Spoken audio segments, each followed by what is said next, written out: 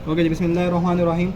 ठीक है, तो अब हम देखते हैं अपने पास के CSS के बारे में हम देख रहे थे, और पहली क्लास में हम देख चुके हैं CSS हमारे पास कितने टाइप्स की होती हैं, और हम एक टाइप देख चुके थे और एक हम सेलेक्टर देख चुके थे।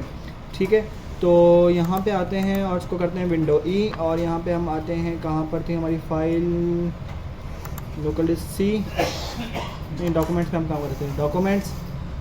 Okay, web designing 7 to 9 class 4 में हमने क्या काम किया था, ये हम इतना देख चुके हैं।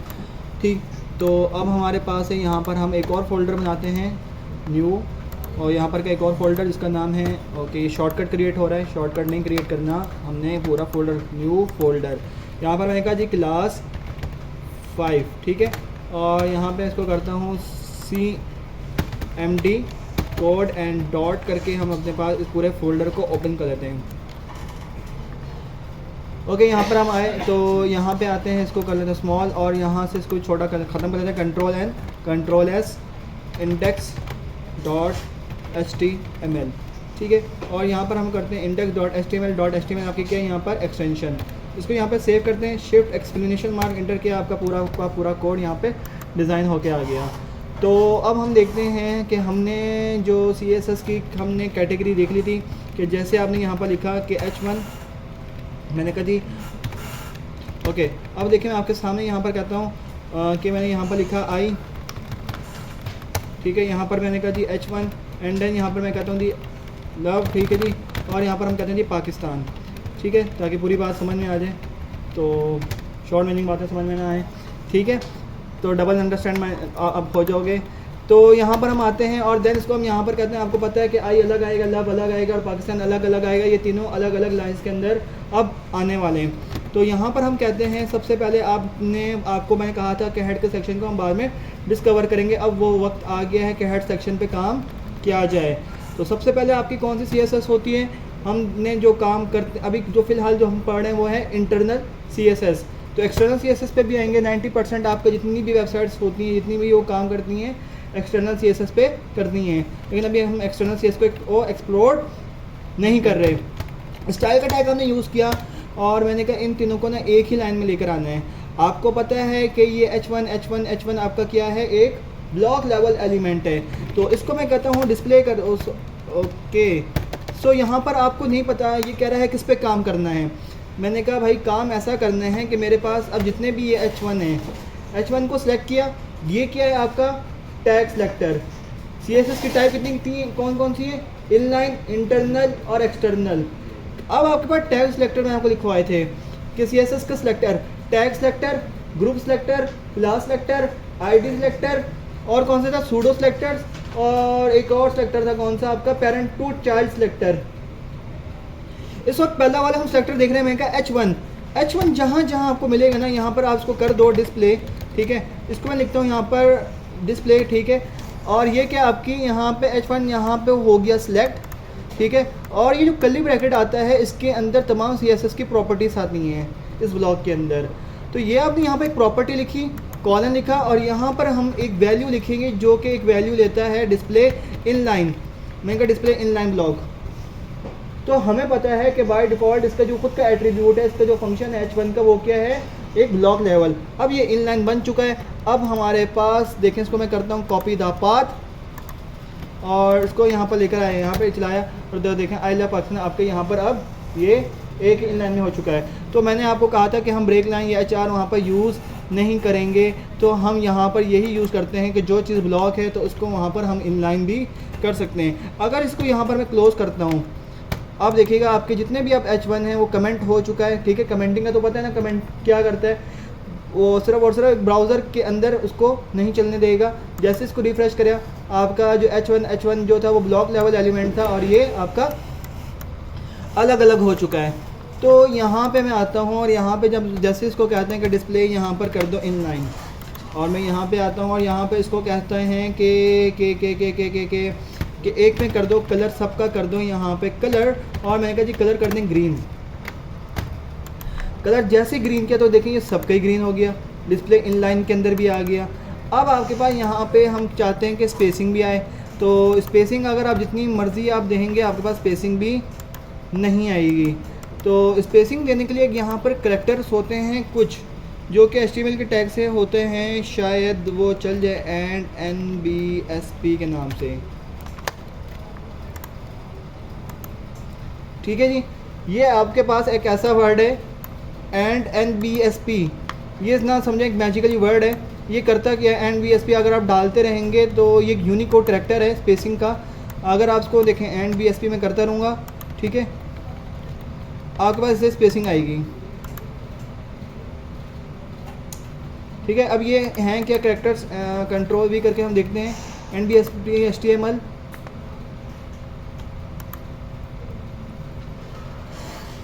ये यूनिकोड करैक्टर्स क्या होते हैं, ये आपके पास जो एक ASCII करैक्टर से ही बस उससे ही उठ के आ रहा होता है और उसमें वहाँ पर एम्प्टी स्पेस, ठीक है। तो इसके बारे में इतनी परेशान होने वाली ज़रूरत नहीं है।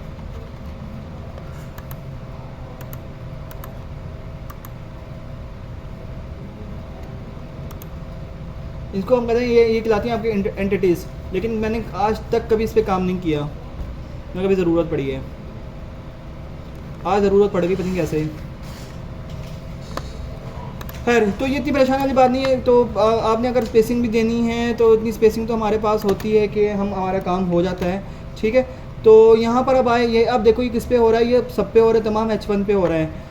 ओके, तो यहाँ पर हम आते हैं और यहाँ पे मैं कहता हूँ कि इसके नीचे ना मुझे कुछ अब आपके पास हमारे पास अब आपको प्रॉपर्टीज़ पढ़नी पड़ेंगी। तो आपने जैसे यहाँ पर अब ना बनाना है कि यहाँ पर मैं कहता हूँ टेक्स्ट अलाइन। टेक्स्ट अलाइन क्या करता है, यहाँ पे आपके पास देखो जो भी टेक्स्ट आएगा उसको सेंटर में कर देगा, ठीक है। तो यहाँ पे मैं कहता हूँ कि मेरे पास जो टेक्स्ट डेकोरेशन है वो यहाँ पर कर दो, सॉलिड कर दो, या उसके नीचे उसके नीचे यहाँ पर डैश कर दो, ठीक है जी।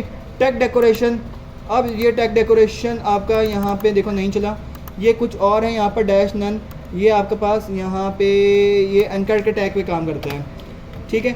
यहाँ पे आपके पास एक और कहलाता है यहाँ पे कि आपके पास फ़ॉन्ट साइज़।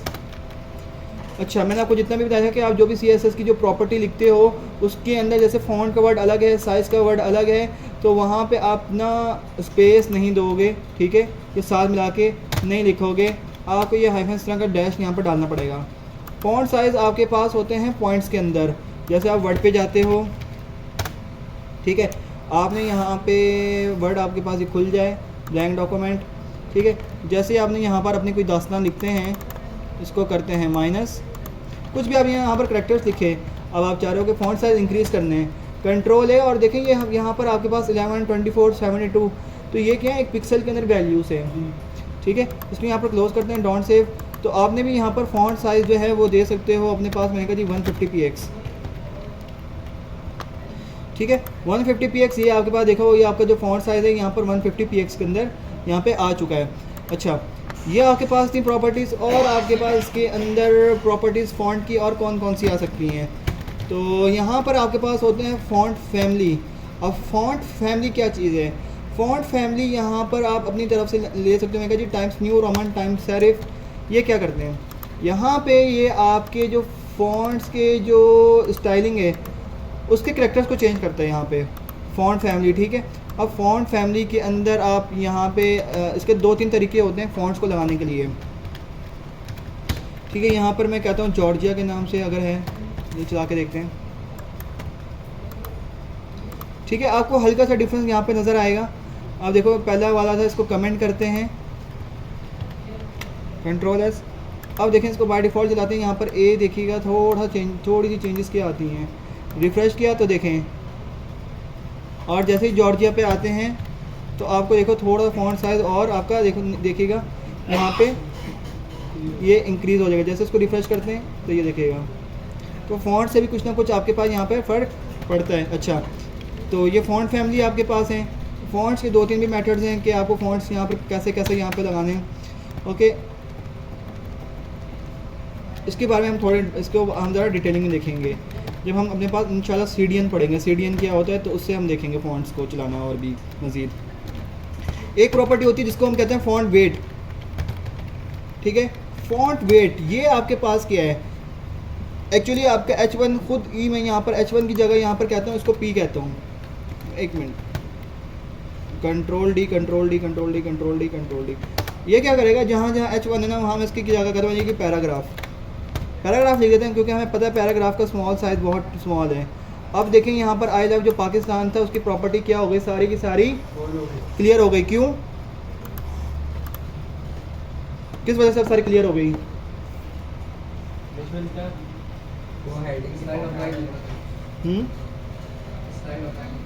स्टाइल अप्लाई नहीं हुआ, क्यों नहीं हो रहा?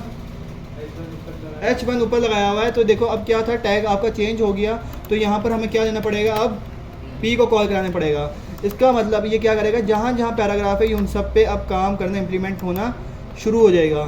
ठीक है, तो अब यहाँ पे आपके पास फॉन्ट वेट इसका, यहाँ पे आपके पास कोई फ़र्क नहीं पड़ रहा, तो देखें बहुत ही लाइट इसका वेट है। तो फॉन्ट वेट क्या करता है, फॉन्ट की थिकनेस को यहाँ पे बढ़ाता है। मैं यहाँ पर अगर कहता हूँ कि मैंने कहा भाई 900 कर दो, ठीक है, सो यहाँ पर लिखा 900 px, आपका फॉन्ट वेट में बस ना उसमें एक मिनट 900 px लिखते सिर्फ 900 ही आता है। ठीक है, अब देख सकते हो आपके फॉन्ट के अंदर जो है ना थोड़ा सा, आप पहले बहुत ही लाइट सा लिखा हुआ था, अब क्या हो गया इसका, अब उसमें थोड़ी सी यहाँ पर डार्कनेस बढ़ गई है इसके वेट के अंदर। बस फॉन्ट वेट यहाँ पे ये काम करता है फॉन्ट की प्रॉपर्टी। तो अच्छा जी,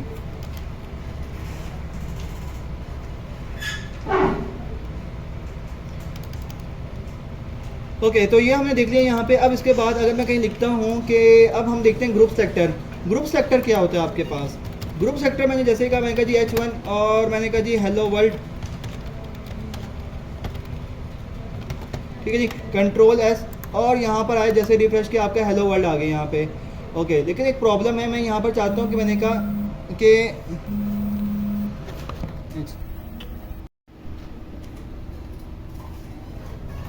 ठीक है, अब हम देखते हैं ग्रुप सेक्टर। मैंने कहा जो फॉर्मेटिंग मैंने ये जो यहाँ पर मैंने जिस तरह की मुझे फॉर्मेटिंग जैसे मैंने काम किया हुआ है, तो वैसे ही मुझे काम अपने इस हेलो वर्ल्ड पे भी करना है। तो यहाँ पर आप आए, यहाँ पर मैंने कहा जी P, और यहाँ पे मैंने कहा P की जगह यहाँ पर साथ में क्या लिख दो, कॉमा, और यहाँ पर हम साथ में देंगे H1।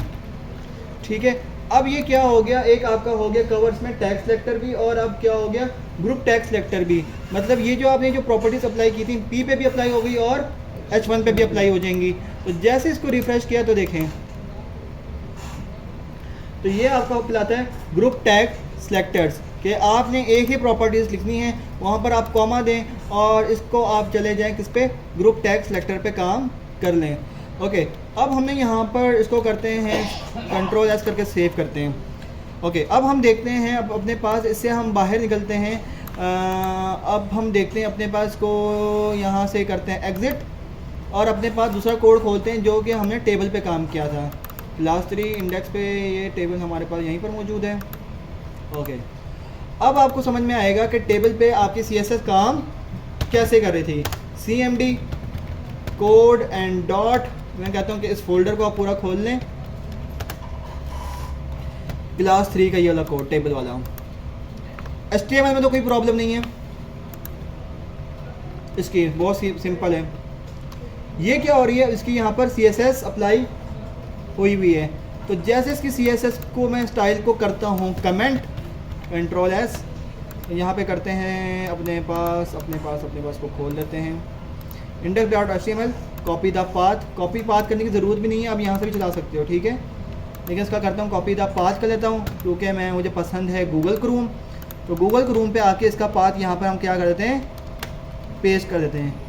ओके, ये हमारे पास टेबल आ रहा है, HTML आ रही है, लेकिन CSS को हमने क्या हुआ है, कमेंट किया हुआ है, तो जिसकी वजह से हमें इस पर कोई स्टाइलिंग अप्लाई नहीं हुई हुई। इसको करते हैं अनकमेंट, कंट्रोल S, ब्राउज़र पे आते हैं और अब हम देखते हैं कि ये काम कैसे कर रहा है। ओके, तो सबसे पहले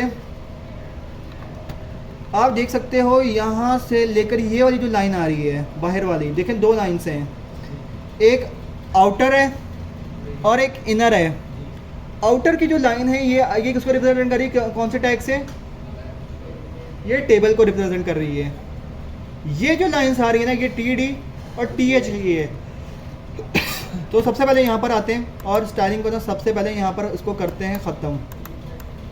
अब मैं आपको कहता हूँ, सबसे पहले मैं यहाँ पर आया, मैं कहा भाई एक टेबल है, टेबल पे आ जाओ, ठीक है, टेबल का टैग है, वहाँ पे आपने क्या करना है, इसको ब्लॉक के अंदर स्कोप बना लो, कि ये सारा का सारा इस टैग पे काम होगा, ठीक है। अब इस टेबल के अंदर ही यहाँ पर काम होगा, टेबल की CSS। मैंने कहा भाई टेबल की एक CSS है जिसका सबसे पहले एक आपके पास एग्जांपल है बॉर्डर। एक आपके पास लिख लें CSS में भी 3 किस्म की प्रॉपर्टीज होती हैं। CSS में 2 किस्म की प्रॉपर्टीज होती हैं, एक होती है शॉर्ट हैंड प्रॉपर्टी, ठीक है, और एक कह लें जिसको फुल हैंड प्रॉपर्टी कह लें या फुल प्रॉपर्टीज़ कह लें, ठीक है। फुल प्रॉपर्टीज़ ही लिख लें, मुझे तो इसका फुल नेम सही नहीं पता। फुल प्रॉपर्टीज़ किससे क्या मुराद है, आप कोड जब करेंगे समझ में आ जाएगा। लेकिन CSS ने इसका एक नाम दे दिया कि इतनी प्रॉपर्टी ना लिखो, सिर्फ और सिर्फ एक शॉर्ट हैंड प्रॉपर्टी यूज़ कर लो। तो सबसे पहले हम देखते हैं फुल प्रॉपर्टीज़ क्या होती हैं। फुल प्रॉपर्टी में आपके पास आता है, ठीक है, शॉर्ट हैंड तो कंफर्म है, शॉर्ट हैंड कहलाती हैं। अब शॉर्ट हैंड से मैं इसको क्या नाम दूँ वो अल्लाह आलम, ठीक है। तो पहले आप देख लें, मैं आपको फिर इंशाअल्लाह आप अपने वर्ड्स के अंदर लिख लें तो आपको समझ में आ जाएगा। तो सबसे पहले आप आते हो बॉर्डर। मैंने कहा बॉर्डर मुझे क्या चाहिए, मैंने कहा बॉर्डर की मुझे चाहिए सबसे पहले बॉर्डर का आता है बॉर्डर स्टाइल, कि बॉर्डर जो है आपका किस स्टाइल में हो, ठीक है। बॉर्डर स्टाइल में लिखता हूँ कि भाई मुझे ये आपके पास आते हैं सॉलिड हिड। देखा है कभी आप वर्ड पे भी जब काम करते हो, आप कहीं जब किसी भी टेक्स्ट पे जब बॉर्डर लगाते हो, मैं चाहता हूँ कि इस पर क्या आ जाए, एक सेकंड, इक्वल्स टू मैं कहता हूँ इक्वल्स टू रेंट, मैं कहा मेरे पास ना 5 पैराग्राफ आ जाए, ठीक है। यहाँ पे बॉर्डर अप्लाई करना चाहता हूँ, यहाँ पे हम कहते हैं कि मेरे पास बॉर्डर आ जाए, ठीक है। ऑल बॉर्डर, ये मेरे पास बॉर्डर आ गया, ये एक सॉलिड बॉर्डर है। मैं यहाँ पे इसको कंट्रोल ए अगेन जाता हूँ और यहाँ पे कहता हूँ बॉर्डर एंड शेडिंग्स। आपने ये काम किए होंगे, देखेंगे बॉर्डर के स्टाइल्स कितने हैं, डॉटेड के अंदर है, डैश के अंदर है, ठीक है, आप देख सकते हो। ये ट्रिपल लाइंस के अंदर है, डबल लाइन के अंदर है, ये आपके पास 3D लाइंस के अंदर है, जिगजैग लाइंस के अंदर है, ठीक है। तो मैं यहाँ पर कहता हूँ डैश डैश, ये बॉर्डर का हो गया स्टाइल। ये बॉर्डर की विड्थ पूछ रहा है कि आपकी बॉर्डर की विड्थ कितनी हो, मैं कहा जी 3 पॉइंट कर दो। जैसे ओके करते हो आप, ये क्यों नहीं आया बॉर्डर एंड शेडिंग,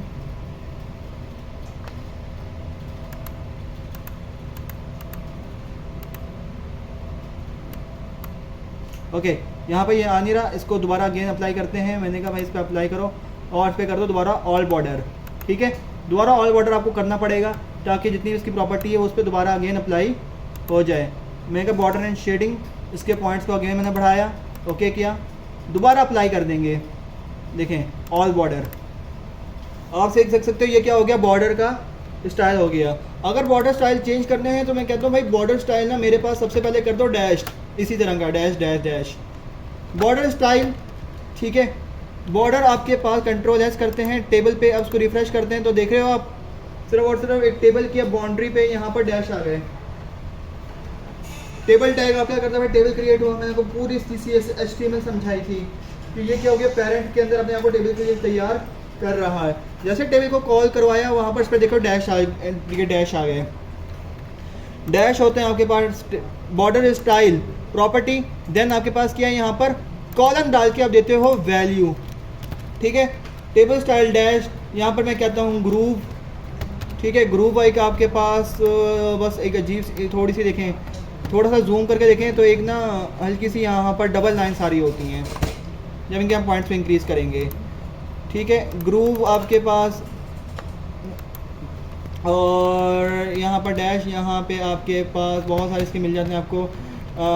हिडन करना है अगर कहीं, नन करना है, आउटसाइड रिज, ठीक है। तो हमने यूज़ किया था सॉलिड, मोटी लाइन एक पूरी सॉलिड के सॉलिड इस पर आ जाए तो देखिए यहाँ पर सॉलिड आ गया, बॉर्डर स्टाइल सॉलिड। फिर यहाँ पर मैं कहता हूँ कि मुझे अब बॉर्डर के स्टाइल का कलर क्या देना है, तो यहाँ पर मैं कहूँगा कि बॉर्डर कलर कॉलन, और मैं कहता हूँ देखें आपके पास यहाँ पर ना एक चीज़, कलर के बारे में हम अभी बात करते हैं। कलर्स आपके पास टोटल कितने होते हैं, कलर्स कैसे बनते हैं और कलर को आप कैसे लिख सकते हो। मैं यहाँ पर देता हूँ #FFF, ठीक है। #FFF या हैश टैग से कलर रिप्रेजेंटेशन होती हैं, ठीक है। तो मैंने यहाँ पर 8 GB कलर दे दिया, मेरे पास ये आ गया। इन वैल्यूज़ को भी मैं बताता हूँ ये क्या है आपके पास। बॉर्डर कलर हमने दे दिया यहाँ पे, ठीक है, रेड सा आ रहा है आपके पास। फिर यहाँ पे आप देते हो, अब देखो उसको रिफ़्रेश करते हैं ठीक है, बॉर्डर सॉलिड और बॉर्डर कलर रेड आ चुका है। फिर यहाँ पर हम बात करते हैं अब इसकी एक और प्रॉपर्टी की। अच्छा, आपको यहाँ पर क्या देना है, यहाँ पर आपको इसको हम लगाते हैं टर्मिनेटर। ये टर्मिनेट कराता है कि यहाँ पर एक प्रॉपर्टी क्या हो गई है, कॉल हो चुकी है। अगर देखें मैं यहाँ से क्या करूँ, टर्मिनेटर हटा दूँ, लेकिन टर्मिनेटर हटा दिए, अब ये प्रॉपर्टी सॉलिड चलेगी, बॉर्डर कलर नहीं चलेगा। उसको पता नहीं है इस टर्मिनेटर के बाद कोई और भी प्रॉपर्टीज़ हैं, तो देखो बाकी इसको वैल्यू नहीं मिल रही। तो आपकी जैसे CSS की प्रॉपर्टी एक कंप्लीट हो तो हमें क्या लगाना होता है, इसको हम कहते हैं कॉलन करें या टर्मिनेट करें। कॉलन या टर्मिनेट हो गया, एक प्रॉपर्टी हो चुकी है, ये सेकंड आगे, इसलिए हम यहाँ पर क्या लगाएंगे, टर्मिनेटर लगाएंगे। बॉर्डर स्टाइल, बॉर्डर कलर, यहाँ पर मैं कहता हूँ कि अब बॉर्डर की आप क्या दो, यहाँ पर मैं कहता हूँ बॉर्डर विड्थ। बॉर्डर की विड्थ कितनी देनी है, मैं कहा बाय डिफ़ॉल्ट आपका जो विड्थ होती है वो 1 पिक्सल होती है। मैं कहा जी बॉर्डर की विड्थ दे दो ज़रा 10px। जैसे रिफ्रेश किया तो देखें 10px के बराबर इसकी पॉइंट यहाँ पे आ चुका है। तो 3 अगर आप बॉर्डर लगा रहे हो तो बॉर्डर में आपको 3 ये प्रॉपर्टी देना ज़रूरी है, border style, border colour, border width. इसके बिना तो आपका बॉर्डर नहीं लगेगा। अब हम आते हैं, ये थी आपकी फुल हैंड प्रॉपर्टी। अब करते हैं शॉर्ट हैंड प्रॉपर्टी। इसको बाकी शॉर्ट हैंड प्रॉपर्टी कहते हैं, ठीक है। यहाँ पर मैं आता हूँ, यहाँ पर मैं कहता हूँ जस्ट आपने लिखते हैं बॉर्डर। बॉर्डर, बॉर्डर के अंदर आप 3 चीज़ें दे दो। सबसे पहले बॉर्डर स्टाइल, ठीक है, बॉर्डर कलर और बॉर्डर विड्थ। 3 चीज़ें कौन कौन सी ली हमने, border style, border colour, border width. मुझे ये 3 चीज़ें देने की, अब इतनी मैं लिख रहा था, 3 प्रॉपर्टीज़ लिख रहा था, इससे अच्छा मैं बॉर्डर लगाऊं और मैं एक प्रॉपर्टी चला दूं। मैंने कहा बॉर्डर को लगा दो यहाँ पर डैश्ड, ठीक है, मैं कहता हूँ यहाँ पर डैश्ड आ जाए मेरे पास। यहाँ पर मैं कहता हूँ जस्ट 2 पिक्सल, और यहाँ पे मैं कहता हूँ यहाँ पर कलर चला दो ग्रीन। ओके, अब मुझे बताएं यहाँ पर कि बॉर्डर जब हम रिफ्रेश करेंगे तो बॉर्डर पे कौन सी वैल्यू आएगी, डैश डैश आएगा 2 पिक्सल का और ग्रीन कलर का आएगा। कौन कौन कहता है सही है ये, स्टाइल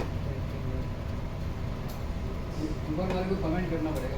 मैं कमेंट नहीं कर रहा। अब हो गया कोलैप्स, अब टकरा रही हैं 2 ठंडी गर्म तारें टकरा गई, धमाका होने वाला है, शॉर्ट सर्किट। ठीक है जी, क्या रिजल्ट आएगा, होगा ही होगा। पहले अप्लाई कर दिया जी आप बताएं। अच्छा होगा जो अच्छा होगा जो भी आएगा, गोला घंटा जी भाई मुदाखलत करें भाई, न्यूट्रल ना बैठे। देखें आपके पास आएगा यहाँ पे ये वाली प्रॉपर्टी, ये वाली स्किप हो गई। अब देखें यहाँ पर जैसे रिफ्रेश करते हैं, क्यों आपका कोड, आपकी जो CSS चली ना, उसको पहले मिली अच्छा 10 पिक्सल दे रहे थे, सॉलिड दे रहे थे, नीचे उसको कुछ और मिल गई। तो जैसे उसके पहले माइंड में कुछ और चीज़ आई, फिर नीचे जाके आपने अपनी स्टेटमेंट चेंज कर ली, तो क्या हुआ, जो अब लाइन टू लाइन कोड चल रहा था, तो जो लाइन एंड पे थी उसने उसको प्रीफर कर दिया। ऊपर वाले को सिखा खैर आबाद, अल्लाह हाफिज़। ठीक है, तो आप जो नीचे में दोगे, हालांकि ये भी बॉर्डर है और ये भी बॉर्डर है, ठीक है। अगर मैं इसको यहाँ पर अब कर देता हूँ कमेंट, अब ये नहीं चल रही शॉर्ट हैंड, अब ये नहीं चल रही है, ठीक है। तो जैसे इसको रिफ्रेश किया, ठीक है, ऊपर वाली आ गई। और इसको अगर हम कमेंट करते हैं, इसको ऑन करते हैं बिना विदाउट कमेंट किए, मैं इसको कमेंट नहीं कर रहा, तो ये क्या हो गई, इसको ब्राउज़र ने स्किप कर दिया। रीड किया, ब्राउज़र देख रहा था, लेकिन क्या कर दिया, उसको यहाँ पर ये वाला बॉर्डर मिल गया। अब है क्या मामला, मामला क्या है तो आप जो प्रॉपर्टी दे रहे हो टेबल के टैग में ही दे रहे हो ना। मैं टेबल से अभी बाहर तो नहीं निकला, टेबल को ही कॉल करा रहा हूँ, टेबल की ही प्रॉपर्टी, टेबल को ही मैंने सेलेक्ट किया हुआ है। सिलेक्शन मतलब ऐसे यूँ करके सेलेक्ट किया हुआ है, और क्या कर रहा हूँ, CSS फॉर्मेटिंग में अलग फॉर्मेट कर दिया।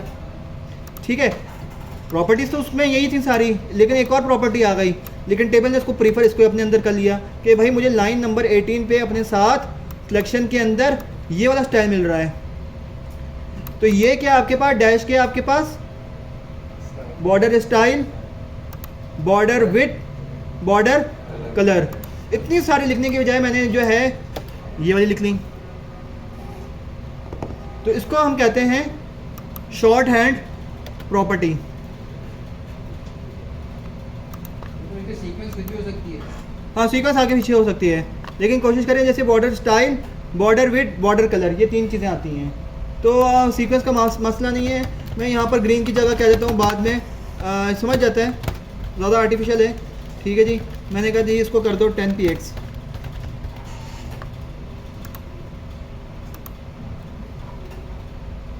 ठीक है, तो सीक्वेंस आगे पीछे भी, लेकिन बॉर्डर स्टाइल, बॉर्डर विड्थ और बॉर्डर कलर ये हमने ये बड़ा एक स्टैंडर्ड आता चलता आ रहा है, हर चीज़ का एक स्टैंडर्ड होता है। तो पहले आते हैं आपके पास बॉर्डर का style, then border width, then आखिर में कलर। देन आगे पीछे चल जाएगा तो वो कोई इतना बड़ा इशू नहीं है। ठीक है, तो अब हम यहाँ तक करते हैं, फिर चलें इसको स्टॉप शेयर कर दें। ठीक है, इतनी रिकॉर्डिंग, या आगे चलें? आगे चलते हैं। ओके, अब आगे क्या करें? ओके, अब हम देखते हैं अपने पास पास पास पास पास ओके, टेबल तक हम आ गए। टेबल को तो अभी हम कंप्लीट नहीं किया, अच्छा याद लाया। ओके, ये डैश के अंदर आ चुका है। अब आपके पास क्या बात है, मैं यहाँ पर कहता हूँ कि मुझे ना, अब अगर मैं यहाँ पर टी आर को चूज़ करता हूँ, टी आर, ठीक है, टी आर लगी हुई है, और इसी के अंदर मैं यहाँ पर इसी बॉर्डर को कॉल कर रहा हूँ। मैंने कहा जी बॉर्डर, और यहाँ पर मैं कहता हूँ कि बॉर्डर को ऐसा करो कि अब ना यहाँ पर कर दो सॉलिड। ठीक है, और यहाँ पे मैं कहता हूँ ज़रा 2px, और यहाँ पे हम कलर लगाते हैं ब्लैक। टी आर पे देखिए आपके पास कलर नहीं आएगा, टी आर पे आ नहीं रहा। क्यों? टी आर तो इसमें कुछ भी नहीं है। टी आर क्या कर रही है? कंट्रोलिंग कर रही है। ये जितने भी आपके पास कंटेंट आते हैं वो किस में आते हैं? टेबल घर किससे बनता है? ब्लॉकिंग आपका जो घर बनता है ईंटों से बनता है, मतलब टी डी और टी एच से। टी आर तो एक थ्रेड का काम कर रही है जिसके अंदर कुछ भी विजिबल नहीं है, क्योंकि उसमें कोई कंटेंट ही नहीं है।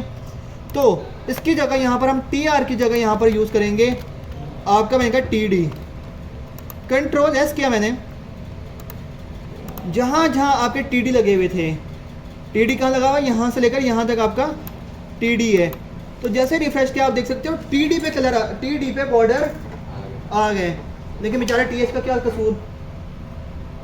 टी एच के साथ आप कर रहे हो ज़्यादती। ठीक है, तो अब मैं कहता हूँ कि जो काम मैंने टी डी पे किया है वही टी एच पे भी हो। तो ये कौन सा सेक्टर कहलाएगा? वाह, ज़बरदस्त, क्या बात है सर जी, माशाल्लाह, सारे सुन पड़े हुए हैं, आप ही एक्टिव हैं। ठीक है जी, हालांकि जवानों का एक्टिव होना चाहिए, यहाँ जवान सारे ठंडे पड़े हुए हैं। T D and then T H. तो जो काम आप टी डी के साथ कर रहे हो वही आप टी डी के साथ, क्या कॉमा दिया तो ये क्या हो गए? अब ग्रुप सेक्टर हो गए। ठीक है, अब ये दोनों के साथ काम हुआ। जैसे इसको रिफ्रेश किया आपने तो ये देखें, ठीक है। अब यहाँ पे क्या आ रहा है? यहाँ पे सारा का सारा टेक्स्ट किस में आ रहा है? टी डी और टी एच में आ रहा है कंटेंट। तो मैंने कहा भाई इसमें ऐसा करो, जितना भी इसमें टेक्स्ट कंटेंट है ना वहाँ पे जाओ और वहाँ पे एक प्रॉपर्टी यूज़ करो, टेक्स्ट अलाइन सेंटर। तो टी डी और टी एच में जितना भी टेक्स्ट कंटेंट था वो क्या हो जाएगा? अपने आप को अंदर सेंटर में कर लेगा। ठीक है, हो गया सेंटर में। अब टेबल की हमें क्या करनी है? प्रॉपर्टी को बढ़ाना है, सिर्फ और सिर्फ जस्ट टेबल को।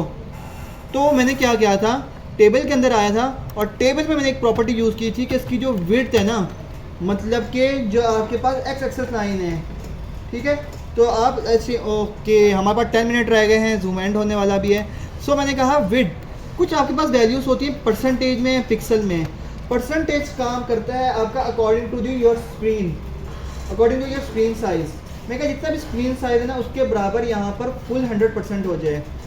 ठीक है, तो मैंने कहा यहाँ पर 100%, तो परसेंट सेंटीमीटर इनको हम ज़रा बाद में डिस्कवर आहिस्ता आहिस्ता करेंगे। ठीक है, विद 100%। तो टेबल का पूरा साइज़ क्या हो गया? यहाँ से लेकर यहाँ तक फुल 100% हो गया था। अब यहाँ पर मैं आता हूँ, मैं कहा टी डी और टी एच के अंदर क्या करो? मैं कहा टी डी और टी एच में ऐसा करो, यहाँ पर ना इसके अंदर कोई कलर फिल करना है। मैंने कहा जी बैकग्राउंड कलर हल्का सा, मैंने कह दिया भाई मेरे पास ना ये टॉर्च क्यों कलर्स लग जाए। ठीक है, तो कलर्स को हम ज़रा बाद में पढ़ते हैं, रिफ़्रेश करते हैं। तो देखें अब क्या हुआ, यहाँ पर आपके पास आके बैकग्राउंड कलर के अंदर ये कलर फिल हो गया है। आप देख सकते हो टी डी और टी एच के अंदर यहाँ पर आपस में इनके ब्लॉक्स क्या हैं? अलग अलग हैं। ठीक है, इनको क्या करना है, आपस में जोड़ना है। यहाँ पर एक प्रॉपर्टी होती है बॉर्डर की ही, ठीक है, जो टेबल पे ख़ास तौर पे लगती है, जिसको हम कहते हैं बॉर्डर कोलैप्स। बॉर्डर कोलैप्स, ये कोलैप्सिंग हो रही है, इनको यहाँ पर हम कहेंगे नो कोलैप्स। बॉर्डर कोलैप्स यहाँ पे आप इनको कर दो बॉर्डर कोलैप्स, यहाँ पर कोलैप्स, ठीक है, कि बॉर्डर कोलैप्स इनमें जो हो रहे हैं इनके आपस में यहाँ पे, यहाँ बॉर्डर कोलैप्स, यहाँ पर नो कोलैप्स की प्रॉपर्टी आती है, no collapse.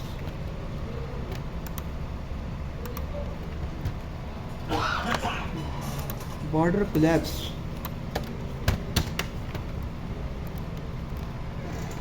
Okay okay okay, border collapse no, table पे आते हैं, टेबल पे ना आना भाई, बॉर्डर कोलैप्स और नो कोलैप्स, ठीक है। तो देखो आपके पास जितने भी टेबल थे वो सारे के सारे अब यहाँ पर इनमें आपस में कोलैप्सिंग हो गई, ये आपस में मिल गए, तो ये थी आपके पास यहाँ पर एक बॉर्डर की property, border collapse and collapse करके, ठीक है। अगर आप ये कोलैप्स यूज़ नहीं करते तो आप देखिएगा इनका डिफरेंस, ये आपके पास फ्रीज, किसको फ्रीज, अच्छा कमेंट, वो कमेंट है, कंट्रोल और क्वेश्चन मार्क, जो आपने HTML में किया वो आप CSS में भी कमेंट कर सकते हो, ठीक है। तो यहाँ तक ठीक है, बस हमारे पास दोबारा इंशाल्लाह हम जूम पे दोबारा एक्टिव हो जाएंगे, 5 मिनट रह गए हैं, ठीक है। तो इसको करते हैं स्टॉप शेयर।